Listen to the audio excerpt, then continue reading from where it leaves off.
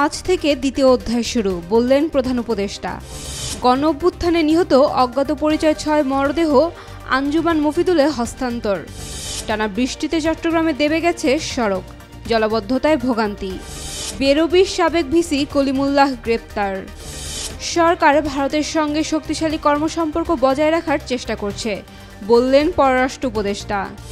জুলাইয়ে আবার বেড়েছে মূল্যস্ফীতি। শিগগিরই পুতিনের সঙ্গে বৈঠক করতে পারেন ট্রাম্প। ৮ দশকের মধ্যে সবচেয়ে ভয়াবহ দাবানলে জ্বলছে ফ্রান্স। ইসরায়েলের হামলায় আরও ৪১ ফিলিস্তিনি নিহত। ফিফার র্যাঙ্কিংয়ে ২৪ ধাপ এগিয়েছে বাংলাদেশ। নির্বাচন কমিশনকে নির্বাচন আয়োজনের বিষয়ে আনুষ্ঠানিকভাবে সরকারের পক্ষ থেকে বলার পরদিন থেকে অন্তর্বর্তী সরকারের দ্বিতীয় অধ্যায় শুরু হয়েছে বলে মন্তব্য করেছেন প্রধান উপদেষ্টা ডক্টর মোহাম্মদ ইউনূস। বৃহস্পতিবার সচিবালয়ে উপদেষ্টা পরিষদের বৈঠকে প্রারম্ভিক বক্তব্যে প্রধান উপদেষ্টা কথা বলেন।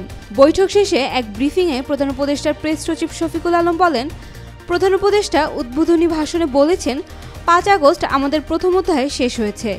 গতকাল বুধবার প্রধান উপদেষ্টার অফিস থেকে নির্বাচন কমিশনকে ফেব্রুয়ারি মাসের রোজার আগে ইলেকশনের আয়োজনের বিষয়ে বলা হয়েছে। আজকে থেকে দ্বিতীয় অধ্যায় শুরু এবং এই দ্বিতীয় অধ্যায়ের প্রধান কাজ হলো নির্বাচন সুন্দরভাবে করা। ২০২৪ সালের জুলাইয়ে গণঅভ্যুত্থানে গুলিতে নিহত অজ্ঞাত পরিচয় ৬ মরদেহ দাতব্য সংস্থা আঞ্জুমান মফিদুল ইসলামের কাছে হস্তান্তর করা হয়েছে। মরদেহগুলো গত ১ বছর ধরে ঢাকা মেডিকেল কলেজের মর্গে পড়েছিল। অজ্ঞাত হিসেবেই মরদেহগুলো দাফন করা হবে জুরাইন কবরস্থানে।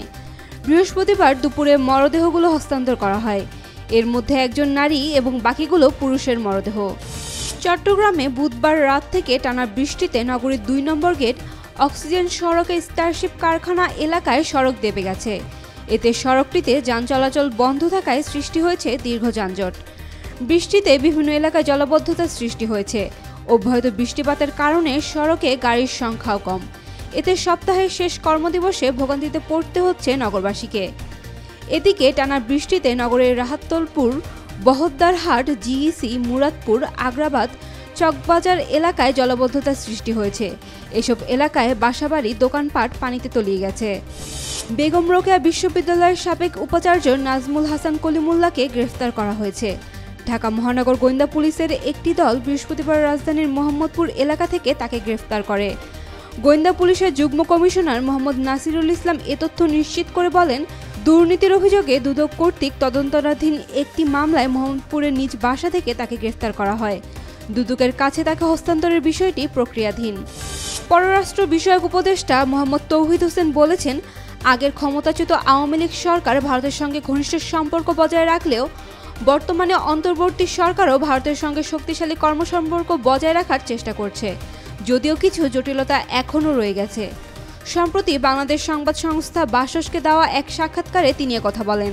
উপদেষ্টা বলেন, সামগ্রিকভাবে আমরা বিশ্বাস করি গত ১ বছরে আমরা বাংলাদেশের স্বার্থকে সামনে রেখে সব দেশের সঙ্গে ভারসাম্যপূর্ণ সম্পর্ক স্থাপনের চেষ্টা করছি।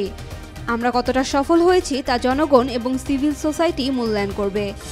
জুন মাসের তুলনায় জুলাই মাসে জাতীয় পর্যায়ে সাধারণ পয়েন্ট টু পয়েন্ট ভিত্তিতে মূল্যস্ফীতি বেড়েছে 0.7%।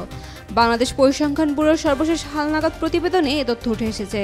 বৃহস্পতিবার প্রকাশিত হালনাগাদ তথ্য অনুযায়ী চলতি বছরের জুলাই মাসে সাধারণ মূল্যস্ফীতি দাঁড়িয়েছে 8.55%। 1 মাস আগে যেটা ছিল 8.48%। অর্থাৎ জুন মাসের তুলনায় জুলাই মাসে মূল্যস্ফীতি বেড়ে দাঁড়ালো 0.7%। খাদ্যে মূল্যস্ফীতি বাড়ায় সার্বিক মূল্যস্ফীতি বেড়েছে। রাশিয়ার প্রেসিডেন্ট ভ্লাদিমির পুতিনের সঙ্গে খুব শিগগিরই দেখা করতে পারেন প্রেসিডেন্ট ডোনাল্ড ট্রাম্প। গতকাল বুধবার মার্কিন প্রেসিডেন্ট ট্রাম্প নিজেই একথা বলেছেন। এদিন মস্কোয় প্রেসিডেন্ট পুতিনের সঙ্গে সাক্ষাৎ করেছেন ট্রাম্পের বিশেষ দূত স্টিভ উইটকফ। তাদের মধ্যে অত্যন্ত ফলপ্রসূ আলোচনা হয়েছে বলেও জানিয়েছেন Trump.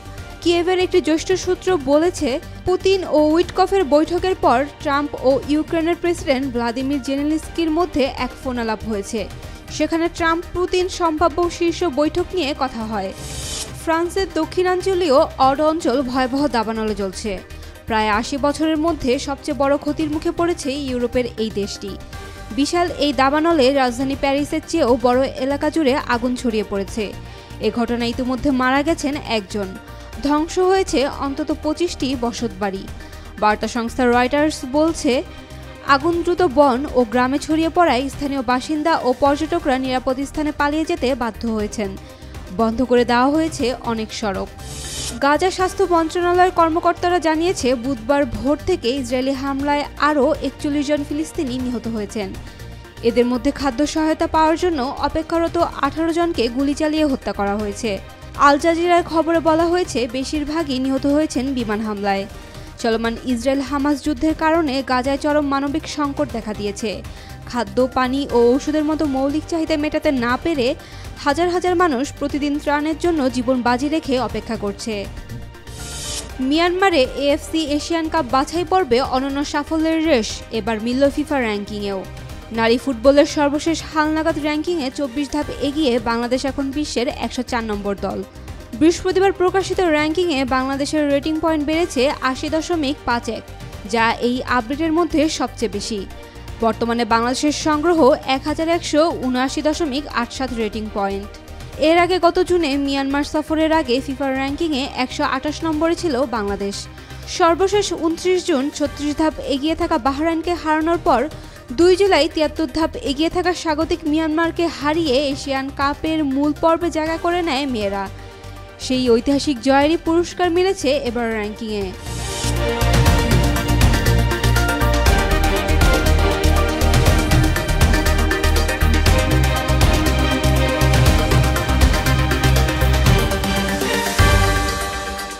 For more updates, follow us on Facebook, subscribe our YouTube channel, get the latest update on www.daily-sun.com.